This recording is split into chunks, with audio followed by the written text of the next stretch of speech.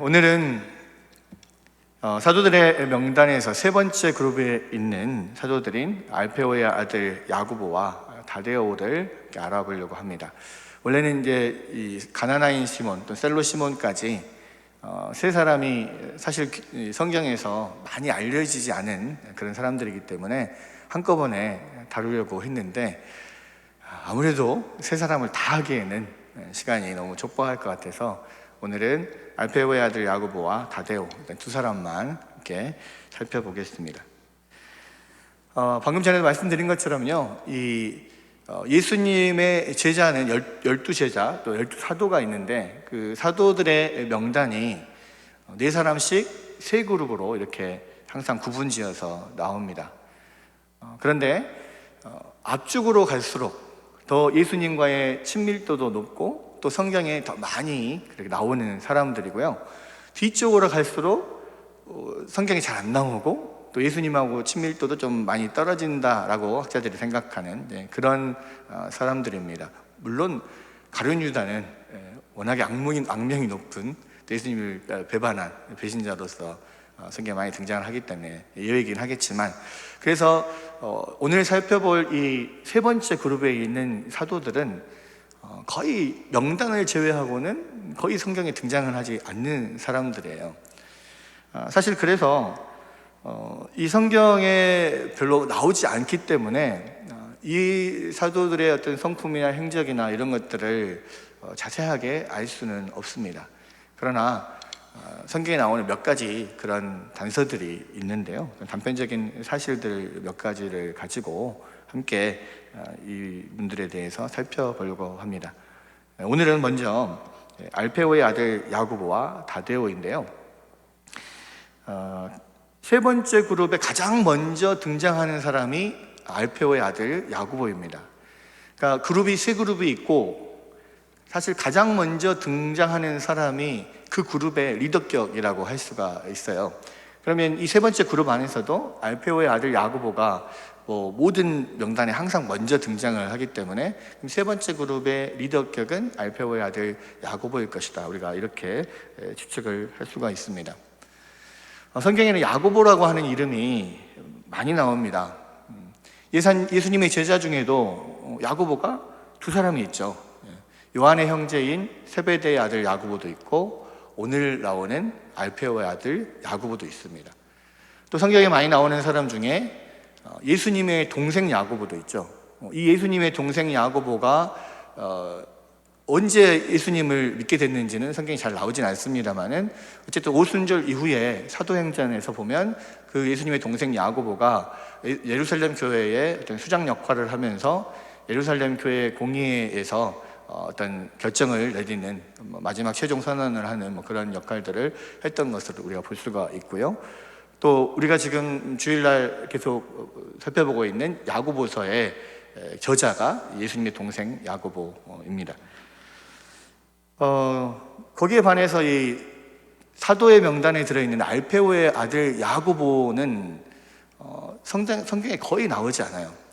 그러나 한 가지, 마가복음 15장 40절에 보면 예수님께서 십자가에 달리실 때 멀리서 바라보고 있던 세 여인이 있었습니다. 마가복음 15장 40절 한번 볼까요? 여기서 보면 멀리서 바라보는 여자들도 있었는데 그 중에 막달라 마리아와 또 작은 야고보와 요새의 어머니 마리아와 또 살로메가 있었으니, 이렇게 세 여인이 나와요. 하나는 막달라 마리아, 그 다음에 야고보와 요새의 어머니 마리아, 그리고 살로메, 이 세 여인이 나오는데 여기에서 작은 야고보와 요새의 어머니 마리아라고 했을 때 이 작은 야고보가 누구냐? 학자들은 이 작은 야고보라고 기록되어 있는 것이 알페오의 아들 야고보일 것이다, 이렇게 이야기를 합니다. 그래서 여기에 이 알페오의 아들 야고보가 상대적으로 작은 야고보 이렇게 주로 불렸는데요, 이 작은에 해당하는 게 이제 헬라어로 미크로스라고 하는 단어인데 이 단어는 작다는 뜻도 있고 어리다는 뜻도 있습니다. 그래서 아마도 예수님의 제자 중에서 이 세베대의 아들 야고보와 알페오의 아들 야고보를 둘이가 있으니까 헷갈리잖아요. 그래서 둘을 비교했을 때 아마도 신체적으로 이 세베대의 아들 야고보가 더 크고 알페오의 아들 야고보가 더 작았을 수 있어요. 그래서 큰 야고보, 작은 야고보 이렇게 불렀을 수도 있습니다. 또 한편으로는 어리다는 의미도 있기 때문에 세베대의 아들 야고보가 더 나이가 많고 알페오의 아들 야고보가 더 나이가 적을 수도 있습니다. 어찌 되었건 간에 분명하게 알페오의 아들 야고보는 작은 야고보다 이렇게 불렸다는 거죠. 그러나 학자들은 크다 작다 또는 나이가 많다 어리다 어떤 이런 것보다는 오히려 그 영향력에 있어서 어떤 세베대의 아들 야고보가 훨씬 더 영향력이 크고 알페오의 아들 야고보는 영향력이 더 작기 때문에 작은 야고보다 이름을 붙였을 가능성이 더 크다 이렇게 이야기하는 학자들도 있습니다. 왜냐하면은 그 앞에 우리가 그 사도 야고보, 세베대의 아들 야고보를 살펴봤을 때도 잠깐 언급을 했지만 이 세베대의 아들 야고보는요, 그 가문 자체가 대제사장 가문과 굉장히 친한 그런 가문이었어요. 아주 유력한 가문이었고 또 예수님의 최측근이기도 했습니다. 그리고 훨씬 더 두 야고보 중에 더 많이 알려진 그런 야고보였죠. 그래서 구분을 위해서 이 알페오의 아들 야고보를 작은 야고보로 그렇게 불렸을 것이다 학자들은 생각을 합니다. 근데 한편으로는요, 이건 정확하지는 않지만 학자들 가운데 마태복음 2장 14절에 보면 마태가 알페오의 아들 레위 이렇게 표현이 되어 있죠. 그러니까 공교롭게도 예수님이 제자 중에 아버지의 이름이 알페오인 사람이 2명 있는 거예요. 마태도 알페오의 아들 레위이고 이 야고보도 알페오의 아들 야고보입니다. 그래서 한간에 어떤 학자들은 아마 이 마태와 야고보가 친형제간일 것이다 이렇게 생각하는 학자들도 있습니다. 또 반면에 어떤 학자들은 아니다, 그냥 아버지 이름만 같을 뿐이지 그런 친형제간은 아니다 이렇게 생각하는 사람도 있는 거죠. 그러니까 두 사람이 형제일 것이다라고 추측을 하는 사람들은 이 12사도의 명단 가운데 친형제간들이 몇 커플이 있잖아요. 그렇죠? 베드로와 안드레도 친형제간이고 세베대의 아들인 야고보와 요한도 친형제간입니다. 그러니까 이 명단에는 항상 등장을 할 때 친형제들은 항상 같이 등장을 하거든요. 그러니까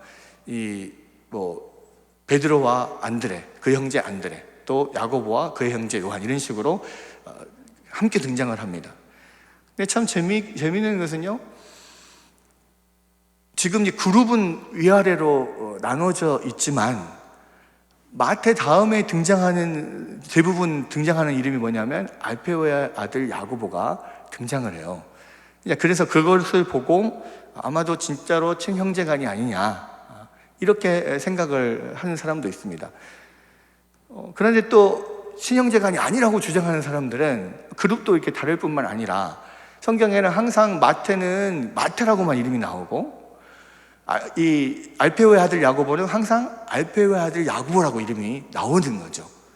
그리고 명단에도 항상 4명씩 한 그룹이지만 그 안에서도 2명씩 이렇게 짝이 지어져서 나오거든요. 근데 마태는 항상 도마와 짝을 이루어서 나오고 알페오의 아들 야고보는 항상 다데오와 짝을 이루어서 나옵니다. 그러니까 친형제간이 아니다 이렇게 주장하는 그런 사람들도 있죠. 어떤 사람들은 그렇게 또 해석하는 사람도 있더라고요.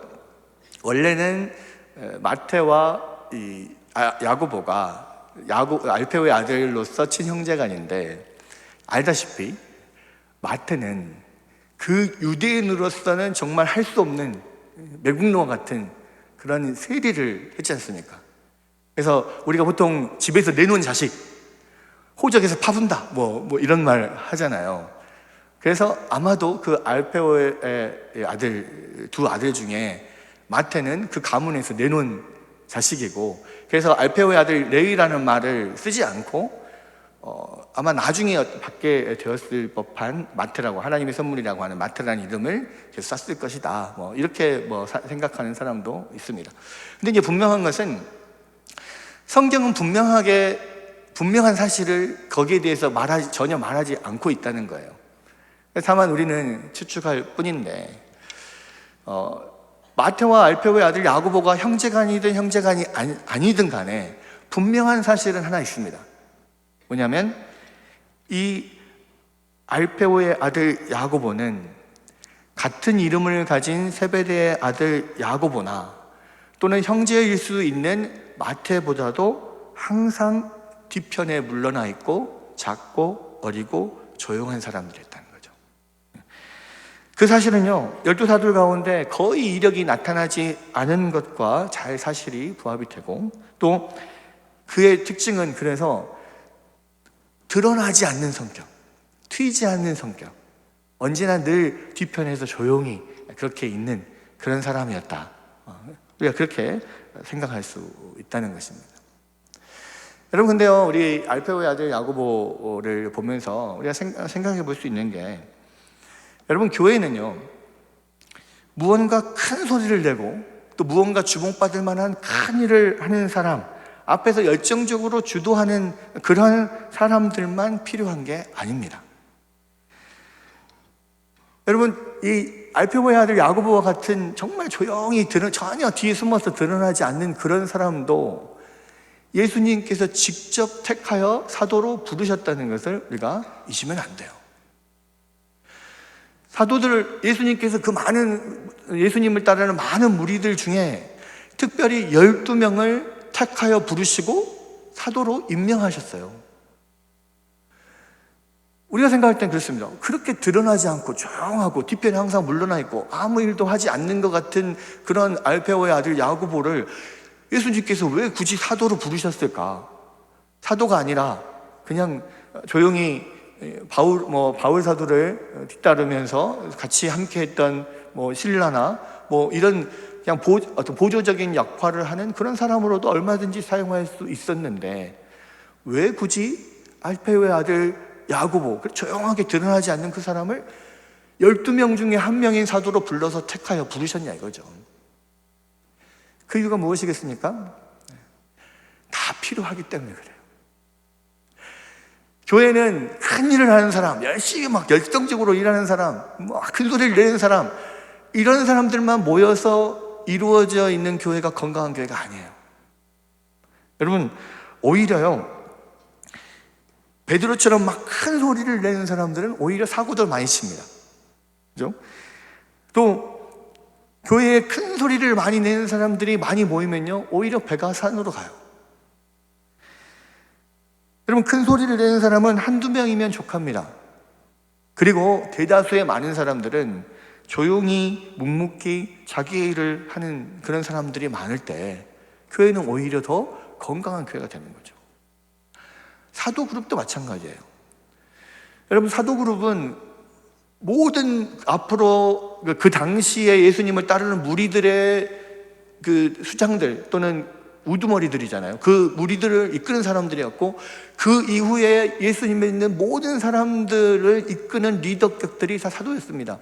그런데 그 리더들 중에서도 다 베드로와 같은 야고보와 같은 그런 두드러지고 튀고 열정 있고 이런 사람들을 리더로 삼은 게 아니에요.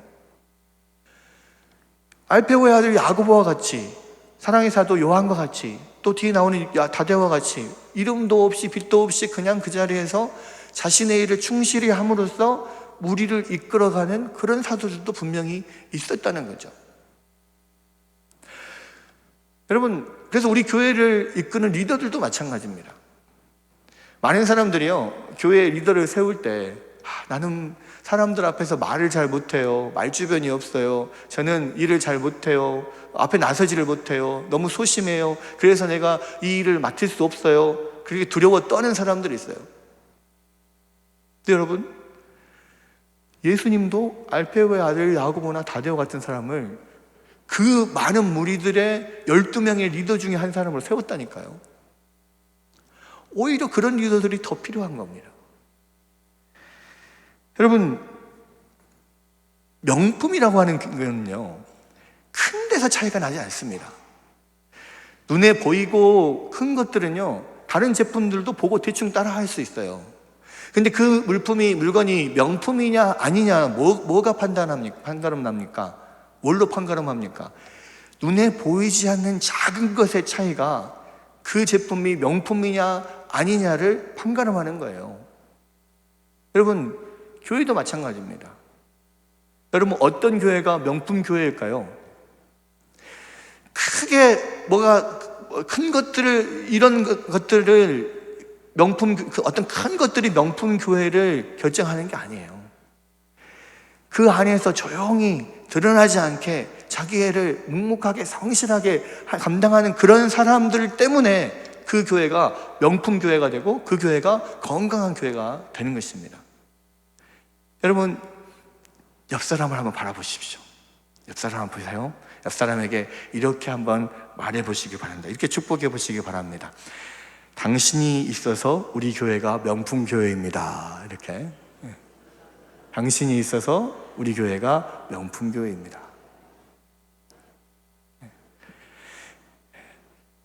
드러나지 않게 조용히 있는 자리에서 자기의 일을 최선을 다해서 하는 여러분들이 있는 교회가 명품 교회인 줄 믿으시기를 바랍니다. 그 다음에 살펴볼 사도가요, 다데오입니다. 누가복음 6장의 사도들의 명단에는 이 다데오가 야고보의 아들 유다로 기록이 되어 있습니다. 또한 사도 요한은요, 요한복음 14장 22절에서 그를 가룟 아닌 유다 이렇게 부릅니다. 이 다데오의 히브리식 이름이 바로 유다였어요. 다데오는 헬라식 이름인데, 이 다데오의 이름은 원래 유다인데, 이 유다는 가룟 유다의 배신 때문에 유다라고 하는 이름 자체가 굉장히 부정적으로 인식되는 경향이 있었습니다. 그래서 야고보의 아들 유다는 유다라고 하는 히브리식 이름으로 불리기보다는 이 리베오 다데오라고 하는 헬라식 이름으로 많이 불렸던 것 같습니다. 우리 한글 성경에는요, 그냥 다데오 이렇게만 나오는데, 영어 성경, 또 킹제임스 버전 영어 성경에는 이 다데오라고 하는 성을 가진 리베오 이렇게 기록이 되어 있어요. 그래서 이 초대교회의 교부였던 제롬은 이 다데오를 트리노미우스라고 불렀는데, 이 말은 세 개의 이름을 가진 사람 이렇게 불렀다는 겁니다. 왜 세 개의 이름이냐? 유다, 리베오, 다데오. 그러니까 유다, 리베오, 다데오 이렇게 불렸다는 거죠. 이 리베오, 다데오, 사실 어떻게 보면 애칭이나 별칭처럼 뒤에가 붙은 거예요. 그런데 이 리베오나 다데오는 다 같은 의미를 가지고 있어요. 다데오는 젖먹이라고 하는 뜻이고, 리베오도 가슴아기라는 뜻으로 이렇게 젖을 먹이는, 젖먹는 아이, 어린 아이, 이런 뜻이라는 거죠. 다 큰 사람인데 굳이 젖먹는 아이, 갓난아이, 막 이런 애칭을 붙였을까? 아마도 그는 가족 가운데서 막내여서 다른 형제들 중에서 어머니가 특히 애지중지하던 그런 사람이었던 것 같습니다. 저희 집에도 큰아이와 둘째 아이가 1년 6개월 차이, 터울밖에 안 나거든요. 그래서 둘째 아이가 태어났을 때 첫째 아이는 기저귀도 안 뗐을 그런 때였습니다. 이제 엄마가 걱정이 되는 거예요. 얘도 어린 데서 기저귀도 안 뗀 데다가 동생이 태어났으니까 혹시 동생을 미워하거나 또 잘못 다루지 않을까, 뭐 질투하지 않을까 이런 생각도 하고, 그래서 첫째 아이한테 거의 세뇌가 되도록 야, 동생은 아가니까 네가 잘 돌봐줘야 돼. 동생은 아가니까 네가 잘 돌봐줘야 돼. 계속 그렇게 교육을 시켰습니다. 그랬더니 첫째 아이가 거의 둘째 아이 서너 살, 다 4-5살 될 때까지도 동생한테 아가야 막 그렇게 부른 거죠. 그래서 청년부 예배 때 보면 이제 아이들이 이렇게 오면 청년들이 보면서 막 이렇게 아이들을 데리고 이뻐해 주잖아요. 근데 첫째가 둘째한테 아가야 아가야 계속 그렇게 부르니까 청년들이 저한테 한번 물어보더라고요. 목사님, 왜 주인은 지도 아가면서 동생한테 아가라고 그래요? 뭐 그렇게 물어보는 거예요. 그러니까 그게 이제 입에 배어 있는 거죠. 아가야 아가야 이런 것들이. 막내기 때문에, 그때 당시에는 이제 막내였기 때문에 그렇게 한 겁니다. 또 우리가 집안에서, 형제 많은 집안에서 막둥이 이름이 있지만 거의 대부분 집에서 막둥이라고 불러요. 그렇죠? 그리고 다 커서도 막둥아 막둥아 그럽니다. 그러면 그 듣는 막둥이는 굉장히 기분 나빠하죠.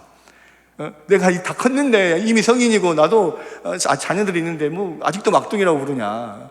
근데 워낙 나이 차이도 많고 형제들이 많다 보니까 막둥이는 너무 귀한 거죠. 그리고 나이가 먹었어도 막둥이는 막둥이에요.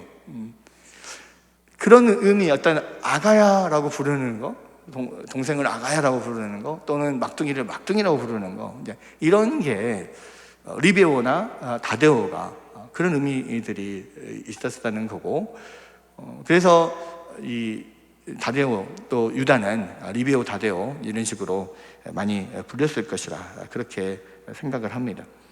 그런데 한편으로는요, 사도가 되어서까지 리베오 다데오 이렇게 부르는 게 사실 맞지 않잖아요. 사도들은 어쨌든 그 예수님을 따르는 모든 무리들의 그런 리더격인 사람인데, 그 사도들 중에서도 막둥아, 아가야 뭐 이런 식으로 부른다는 게 참 왜 그랬을까라는 생각도 듭니다.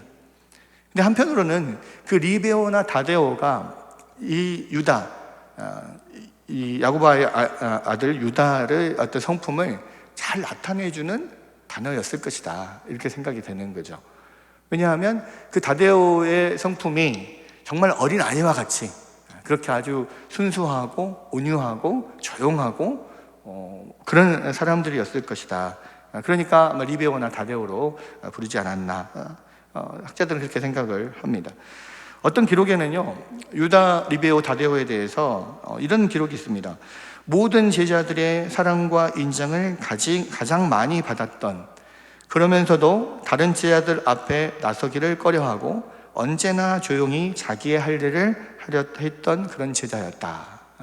그러니까 이게 어떤 리베오 다데오라고 하는 그러한 어린아이와 같은 온유하고 사랑이 많고 어떤 그런 사람들의 사랑을 받는 그런 성품의 사람이 이 야고보의 아들 유다였다라고 생각할 수 있는 거죠. 그래서 어떤 신학자는요, 12제자 중에 요한은 적극적인 사랑의 사도라면 이 유다는 조용한 사랑의 사도였다, 이렇게 말하는 학자들도 있습니다.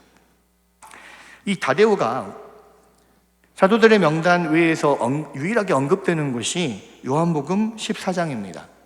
그러니까 예수님께서 십자가를 지시기 전날 밤에 13장에 보면 최후의 만찬을 하죠.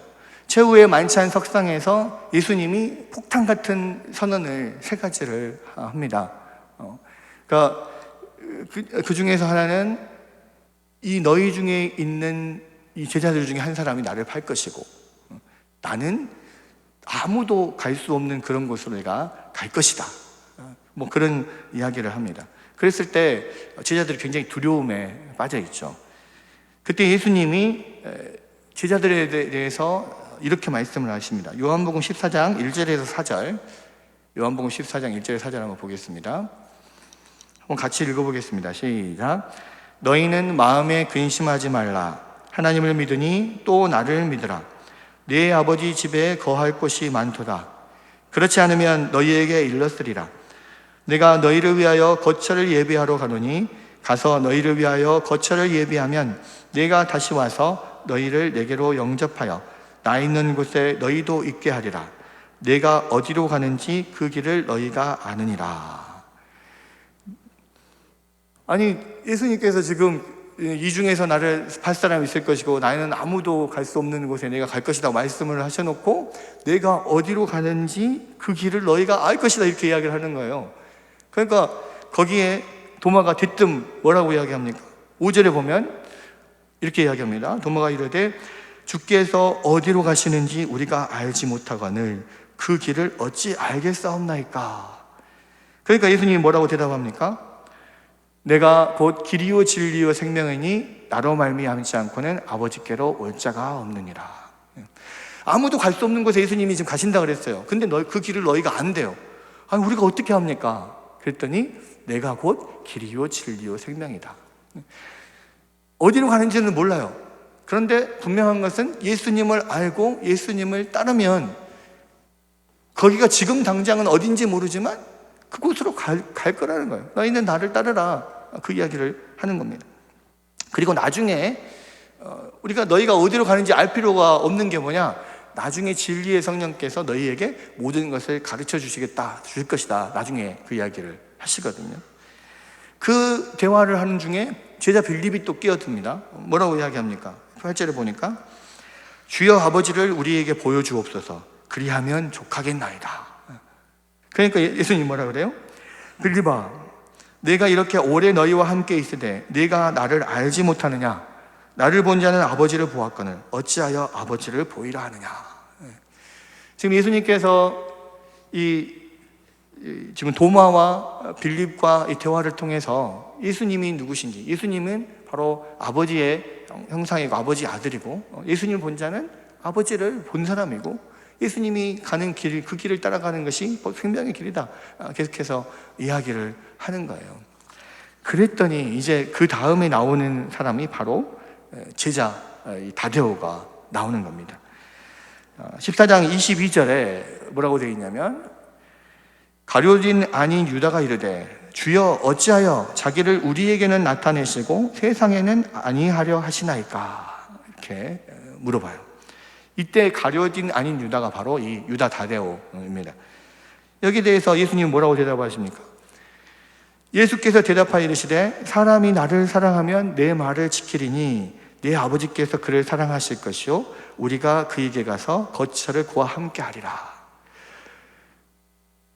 이 유다 다데오가 물어봅니다. 왜 우리에게는 다 그런 이야기를 다 해주시고 당신을 나타내시면서 세상 사람들에게는 왜 나타나지 않습니까? 왜 그걸 물어볼까요? 제자들은 이때까지도 그리스도는, 예수님은 이 땅에 오셔서 물리적으로 하나님의 나라를, 다윗과 같은 왕국을 이 땅에 세우실 것이라고 생각을 했어요. 그리스도는 다윗의 왕국을 세울 그런 왕이신데 이제 제자들 중에 한 명이 나를 팔 거라고 이야기하고 아무도 갈 수 없는 곳에 갈 거라고 그러고 지금 분위기가 심상치 않잖아요. 그러면 이 땅에 다윗의 왕국을 어떻게 세울 거냐 이거죠. 왜 그럼 세상에는 뭔가 세상에 그리스도임을 알리시고 해야 사람들이 예수님을 따르고 이 땅에 그리스도의 왕국이 세워질 건데 왜 우리에게만 이렇게 구체적으로 알려주시고 세상 사람들에게는 알려주지 않냐? 거기에 대해 예수님께서 뭐라고 이야기를 하셨습니까? 나를 사랑하면 내 말을 지킬 것이며 그를 아버지가 사랑할 것이며 그에게 나를 나타낼 것이다. 이 말은 무슨 이야기냐면 나는 이 세상을 외적으로 그렇게 장악하지 않고 외적으로 지배하지 않을 거다. 오히려 나는 내적으로 영혼들을 복음으로 사로잡을 것이며 누구든지 나를 사랑한다면 내가 그 약속을 지킬 거다. 그리고 그가 내 말을 지킨다면 아버지와 내가 그에게 함께 가서 그 마음 가운데 하나님의 나라를 세울 것이다.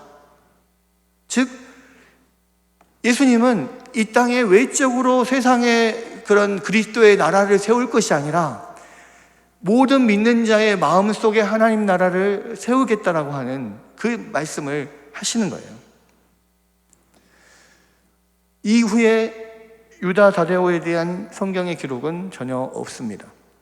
그런데 아마도 이 대화가 예수님과의 마지막 대화였거든요. 그러니까 아마 유다 다데오의 그 마음에는 그 마지막 예수님과 했던 그 대화의 내용이 마음 가운데 깊이 새겨져 있었을 거예요.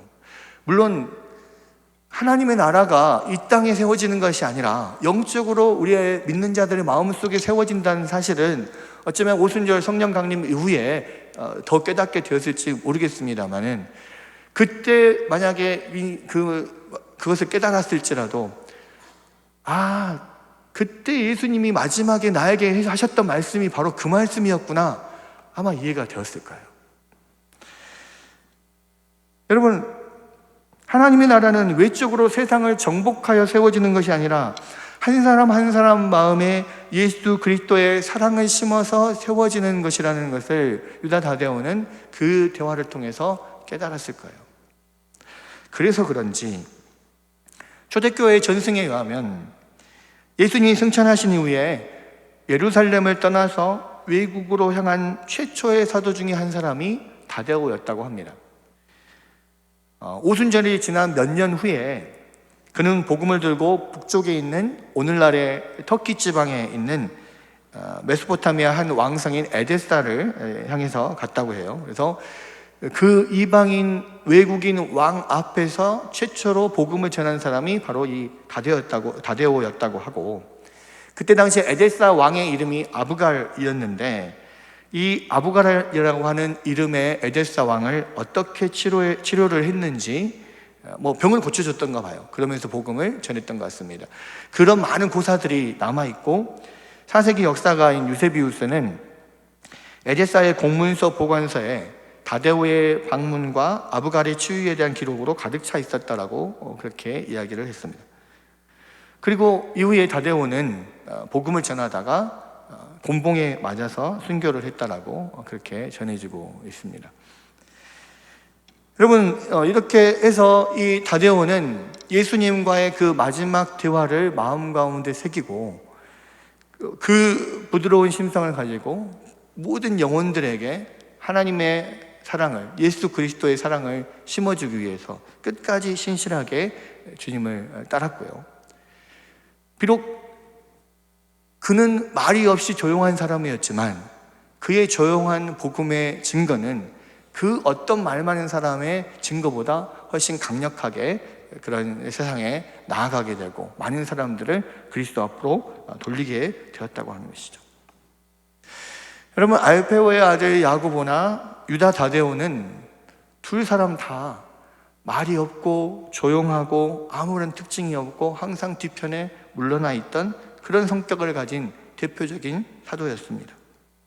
그러나 분명한 것은 그들 또한 예수님께서 직접 사도로 부르셨고 주님께서 맡기신 사명을 끝까지 묵묵히 감당하면서 결국 죽기까지 충성한 그런 사도들이었습니다.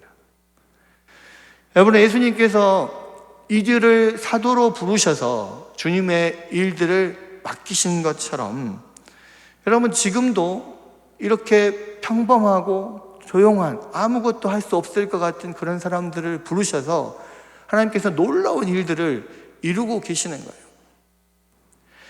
알페오의 아들 야고보나 유다 다데오에게 그 복음 증거의 사명을 맡기신 예수님께서 우리 모두에게 동일한 사명을 맡기셨습니다. 그리고 이 12사도 중에 알페오의 아들 야고보와 유다 다데오와 같은 이런 평범하고 조용하고 아무런 특징이 없고 드러나지 않는 사람들을 통하여 이 사람들이 하나님 앞에 죽기까지 순종할 때 어떤 놀라운 역사가 일어나는지를 보여주기 위해서 어쩌면 이들을 선택하였는지도 모르겠습니다. 분명한 것은요, 여러분, 이런 역사들이 하나님께서 작은 자를 들어 쓰이신다는 그러한 일들이 이런 알페오의 아들 야고보나 유다 다데오에게만 일어나는 증거들이 아닙니다. 우리의 많은 교회의 역사 가운데서도 많은 그런 평범한 사람을, 작은 자를 쓰셔서 어떻게 크게 일하셨는지가 많은 역사적인 증거들이 있고요. 지금도 이 시간에도 우리 가운데 하나님께서 그것을 역사를 하고 계신다는 것입니다. 여러분 가운데 나는 아무것도 몰라요, 아무것도 할 수 없어요, 나는 성격이 너무 소심해요, 나는 사람 앞에 나설 수 없어요, 그래서 하나님의 일을 감당할 수 없어요, 그런 사람들이 있습니까? 알페오 아들 유다, 작은 야고보와 유다 다데오를 보면서, 이 야고보와 다데오를 보면서 여러분 용기를 가지시고, 또 주님께서 맡기신 그 사명은 누구에게나 동일하며 누구에게든지 주님께서 함께 하시면 놀랍게 역사하신다는 것을 믿고 여러분 함께 그렇게 주의 사명에 충성하고 주님께 영광을 돌리는 여러분들이 되시기를 주님의 이름으로 축원합니다.